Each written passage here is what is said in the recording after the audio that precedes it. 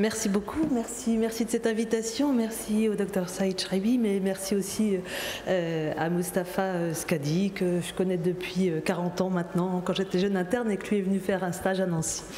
Donc je vais vous parler du cœur droit en 3D. Vous savez que le cœur droit a un rôle déterminant à la fois dans la capacité fonctionnelle de nos patients, mais aussi dans leur pronostic dans la plupart des pathologies cardiovasculaires et pneumologiques. Mais le problème du cœur droit, c'est qu'il n'est pas simple à analyser en écho. D'une part parce qu'il est rétrosternal, et ça, qu'on prenne du 2D ou du 3D, ça reste toujours un des écueils de l'écho du ventricule droit. Mais surtout parce qu'il a une forme anatomique qui est complexe, qui est en croissant autour du ventricule gauche, et qu'en fait, en écho 2D, il est impossible de voir les trois composantes du ventricule sur une seule coupe. Sa chambre d'entrée, sa chambre d'admission, l'apex trabéculé et la chambre d'éjection, l'infundibulum. Donc du coup, il n'y a pas de modèle géométrique simple comme pour le VG pour évaluer sa fonction, et qui plus est, on en a déjà parlé, la morphologie et la fonction du ventricule droit sont éminemment dépendantes des conditions de charge, et donc il faut toujours savoir qu'on apprécie le ventricule droit à un instant T, mais qu'on a bien du mal à apprécier sa fonction contractile intrinsèque. Alors on va voir en quoi l'écho 3D peut nous permettre d'améliorer cette prise en charge. Alors juste un bref rappel sur une enquête récente de la Société européenne d'imagerie cardiovasculaire, qui nous rappelle que l'écho 2D est la modalité la plus utilisée pour évaluer le cœur droit dans 85% des cas, et que le 3D n'est utilisé que dans 7% des cas, donc comme l'IRM. Donc on a des gros progrès à faire en tant qu'échographiste. Alors, avant de rentrer un petit peu dans les détails, je voudrais vous reparler des outils dont on se sert en écho 3D. Et pour moi, l'outil qui est vraiment, j'ai la souris, l'outil qui est vraiment le plus utile, c'est l'utilisation des FlexiView, qui permet à partir d'une acquisition 3D de recouper le ventricule et les valves et tout d'ailleurs en 3D pour obtenir les images que l'on veut. Alors quand on veut faire une acquisition sur le VD, ça se fait effectivement toujours par voie apicale. Alors vous savez qu'en apicale 4 cavités, bien souvent on visualise très mal la paroi latérale du VD, donc on fait cette coupe centrée sur le VD qu'on obtient en allant un peu plus vers la ligne axillaire. On peut parfois utiliser aussi la vue centrée sur le VD, mais cette fois-ci en allant plus vers le sternum, mais qui est d'un moins bon rendement. Donc clairement, il faut plutôt partir vers l'apex pour faire du 3D sur le VD. Et moi je fais souvent, enfin je fais toujours les acquisitions à partir de ces multicoupes, parce que ça permet de voir justement si on a bien la paroi antérieure du VD et si on a l'entièreté du volume dans l'acquisition. Alors d'abord, le 3D, ça nous permet de revoir très rapidement les caractéristiques anatomiques typiques du ventricule droit, à savoir la valve tricuspide qui a une position plus apicale que la mitrale, à savoir qu'on a cette bandelette modératrice qui traverse le ventricule droit, sur laquelle est souvent inséré le pilier antérieur de la tricuspide, et ces fameuses trabéculations apicales que l'on voit très bien en 3D. On peut donc obtenir une vue anatomique du ventricule droit où on a ici la valve tricuspide, ici on aperçoit le pilier postérieur, ici on aperçoit la bandelette modératrice d'où part le pilier antérieur qui se continue par la bandelette septomarginale, et ici on voit bien la valve pulmonaire et l'infundibulum. Alors bien évidemment, l'intérêt du 3D, l'intérêt premier, c'est d'obtenir les volumes ventriculaires et de pouvoir calculer la fraction d'éjection du ventricule droit. En pratique, on fait donc de préférence une acquisition sur plusieurs cycles pour améliorer la résolution temporelle de l'écho 3D. Et vous voyez ici qu'on suit ce que nous demande le logiciel, très bêtement, c'est-à-dire qu'on aligne la valve tricuspide, l'apex du VD. Ici, sur une coupe perpendiculaire, on regarde qu'on est bien perpendiculaire au septum. Et à partir de là, le logiciel nous demande de positionner des repères anatomiques que sont les deux côtés de l'anneau tricuspide, l'apex du VD, et en coupe petit axe, les points de jonction avec le ventricule gauche et la paroi libre du VD. Il faut toujours se mettre le plus possible dans la paroi, plutôt dans le blanc que dans le noir en pratique. Et ensuite, l'appareil, le logiciel fonctionne tout seul, détecte automatiquement la surface endocardique, il inclut les trabéculations et les muscles papillaires dans le volume intraventriculaire, et vous voyez donc que très rapidement, puisque la durée du post-traitement se fait en environ 1 minute, on obtient les volumes indexés, le calcul de la fraction d'éjection et du volume d'éjection, et puis aussi des paramètres morphologiques du ventricule droit, à savoir ses diamètres, sa longueur maximale entre la tricuspide et l'apex, et puis on peut aussi récupérer des paramètres habituellement obtenus par le 2D, à savoir le TAPS, qui n'est pas toujours très bien corrélé avec le TAPS 2D parce que c'est très profond et que la résolution du 3D est quand même moins bonne que la résolution du TM. Et la fraction de raccourcissement en surface du ventricule droit qui, elle, est en général assez bien corrélée. Donc le tout en 1 minute, si toutefois on a une bonne fenêtre d'acquisition, bien évidemment. Alors, la technique a quand même bien pris ses lettres de noblesse parce qu'on a, plusieurs papiers qui nous donnent des valeurs normales d'écho 3D, notamment un papier qui vient de sortir dans le JAY sur plus de 1000 patients et qui nous montre que si on compare hommes et femmes, les volumes indexés sont un peu plus élevés et la fraction d'éjection est un peu plus basse chez l'homme que chez la femme. Et si on compare cœur droit et cœur gauche, les volumes ventriculaires droits sont un peu plus grands que les volumes ventriculaires gauche, la fraction d'éjection est un peu plus basse que la fraction d'éjection ventriculaire gauche, mais bien évidemment, les volumes d'éjection sont similaires de part et d'autre.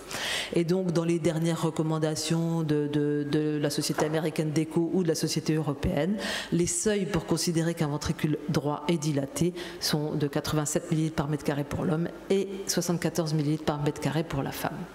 Alors, Eric vous en a déjà parlé, le problème, c'est que quand on se compare au gold standard qu'est l'IRM, on a une sous-estimation systématique des volumes en écho 3D. Alors, déjà, on a une sous-estimation des volumes, mais comme la fraction d'éjection, c'est un rapport de volume, on a beaucoup moins de sous-estimation de l'AFE. On est mieux corrélé pour l'AFE que pour les volumes. À quoi c'est dû? D'une part, à une mauvaise différenciation par l'écho 3D entre l'endocarde trabéculé et le myocarde compacté. Et ça, c'est dû à la mauvaise résolution spatiale de l'écho 3D. Et il y a des études qui ont montré que si on faisait un premier tracé, puis un deuxième tracé en mettant le tracé 1 mm en dedans par rapport au premier, on sous-estimait les volumes de 11%, ce qui est quand même pas mal. Le deuxième écueil de l'écho, c'est qu'on a des difficultés à visualiser l'infundibulum dans son entièreté. Or, l'infundibulum représente 20% du volume télédiastolique. Mais d'un autre côté, on considère que l'IRM c'est le gold standard, mais je pense que l'IRM n'est pas parfaite non plus. Et peut-être qu'il y a une part de surestimation des volumes par l'IRM, parce que l'IRM a une mauvaise résolution temporelle par rapport à l'écho, et que donc elle a du mal à bien définir les volumes maximaux et minimaux, et que d'autre part, elle a du mal aussi à bien définir, du coup, du fait de cette mauvaise résolution temporelle, les parois du VD au niveau de la base et au niveau de l'anneau tricuspide. Et donc, il peut y avoir aussi une certaine part de surestimation des volumes par l'IRM. Et donc le futur qui est déjà présent et qui évolue en permanence, c'est le développement d'approches qui utilisent l'intelligence artificielle, le machine learning, pour optimiser la quantification automatique des volumes et pour se rapprocher des volumes fournis par l'IRM en utilisant les mêmes algorithmes de calcul que ceux utilisés par l'IRM. Et grâce à ça, lorsqu'on prend les dernières études avec les algorithmes les plus récents, on voit qu'il existe encore une certaine sous-estimation des volumes, une très légère sous-estimation de la fraction d'éjection, mais que cette corrélation et cette concordance s'améliorent nettement si d'une part on utilise le multicycle et d'autre part si on utilise la correction manuelle, sous-entendu, gardez toujours un œil sur ce que fait votre appareil et pensez à corriger s'il fait des bêtises.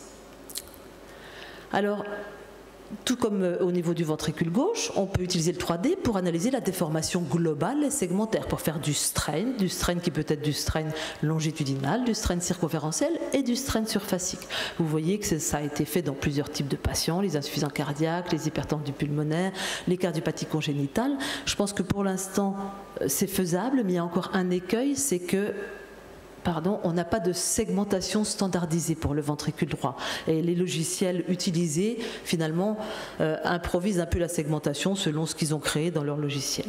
Il y a un logiciel là qui est en train de se développer, enfin moi je reçois plein de pubs pour ce logiciel régulièrement par email, qui en fait exporte la surface endocardique sous la forme d'un filet de points connectés et qui segmente le cœur droit en 6 ou en 15 segments, qui à partir de là est capable de calculer la contribution relative de chacun des mouvements principaux du ventricule droit, des mouvements qui participent à la fraction d'éjection. Donc il y a la contraction longitudinale, la contraction radiaire, et puis l'étirement antéro-postérieur du fait, et la contraction antéro-postérieure du fait de la contraction ventriculaire gauche.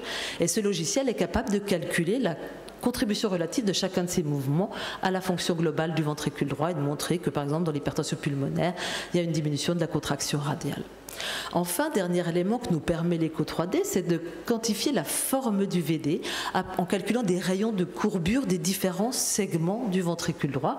Vous savez que dans l'hypertension artérielle pulmonaire, par exemple, la courbure septale s'inverse, que le ventricule devient plus sphérique. Donc ça, c'est quelque chose qu'on connaît de visu, mais qui, avec ce logiciel, devient quantifiable. Mais comme vous l'a dit Eric, ce qui est dans tout ça, tous ces paramètres qu'on est capable de calculer, même en écho 3D, même la fraction d'éjection ventriculaire droite qui est censée être un gold standard, c'est un paramètre qui dépend des conditions de charge.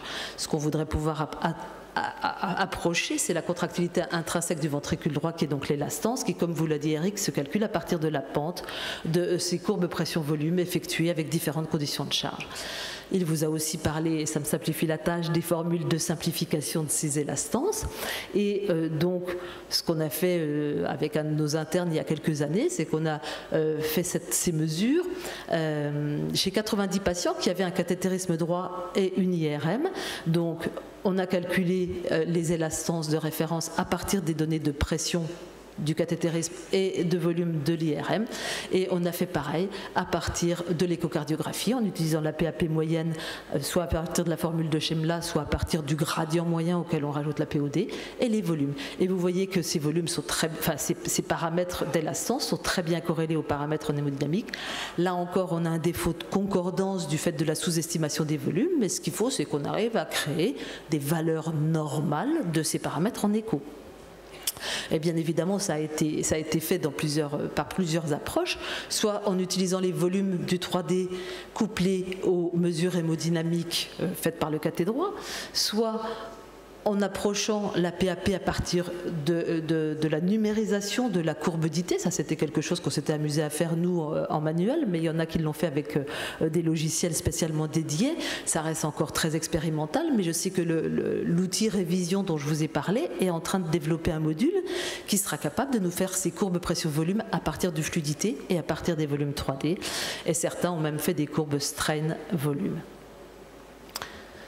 Et dernier élément, quand on veut utiliser une technique, c'est qu'il faut montrer que ça a un intérêt en clinique, et l'intérêt clinique des paramètres développés depuis le 3D a été prouvé, puisqu'on a montré qu'ils ont un intérêt pronostique.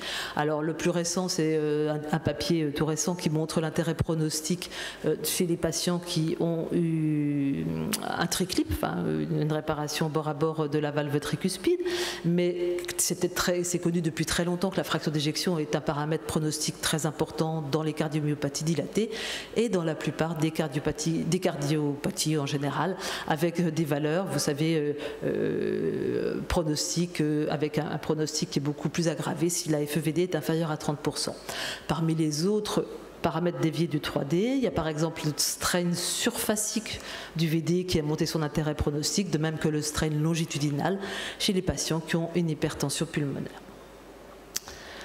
Alors, je vais parler très brièvement de la valve tricuspide. Moi, je vais juste rajouter un petit élément. C'est qu'en fait, la valve tricuspide, je trouve qu'on l'a très bien en bidimensionnel, en 3D en bidimensionnel, et qu'on obtient des courbes, vous voyez, de qualité qui peuvent être tout à fait satisfaisantes pour déterminer l'anatomie de la valve tricuspide, et déjà se donner une première idée du mécanisme de la fuite et de la localisation de la fuite en ETT avant d'imposer le TO aux patients. Je ne vais pas rentrer dans les détails de la valve tricuspide et du fait que le 3D nous permet de bien voir son anatomie, nous permet aussi, en faisant du cropping et du FlexiView, de venir se positionner juste à l'anneau pour bien mesurer l'anneau tricuspide, et nous permet de voir à la fois la morphologie de la PISA et de calculer la vena contracta en 3D. Enfin, dernier élément du cœur droit, c'est qu'on peut voir aussi l'oreillette droite en 3D. Il y a un article qui est absolument fantastique, qui donne des images fantastiques de 3D sur l'oreillette droite. On peut voir donc ici un ASIA, ici une CIA, ici un très joli réseau de Chiari qui avait une végétation qu'on a eu récemment. Enfin, donc pour terminer, je vous dirais que l'application du 3D au cœur droit est une technique qui est maintenant arrivée à maturité. Elle est facile et rapide à utiliser. Elle apporte des informations qui sont supplémentaires par rapport rapport au DD en termes de morphologie, de volume de calcul de FE, de déformation 3D. Elle permet l'approche de l'élastance et du couplage VDAP. Elle permet l'analyse de la valve tricuspide et de l'oreillette droite. Les valeurs normales sont maintenant définies. L'intérêt clinique et pronostic a été démontré. Elle est donc maintenant une des méthodes de choix pour l'évaluation de la morphologie de la fonction VD et l'analyse de la tricuspide, notamment en vue des procédures percutanées. Les développements futurs devront passer par une standardisation de la segmentation du VD et une automatisation qui se rapproche de plus en plus des données de l'IRM. Et voilà, vous n'avez plus qu'à essayer et à adopter le 3D pour l'étude du VD.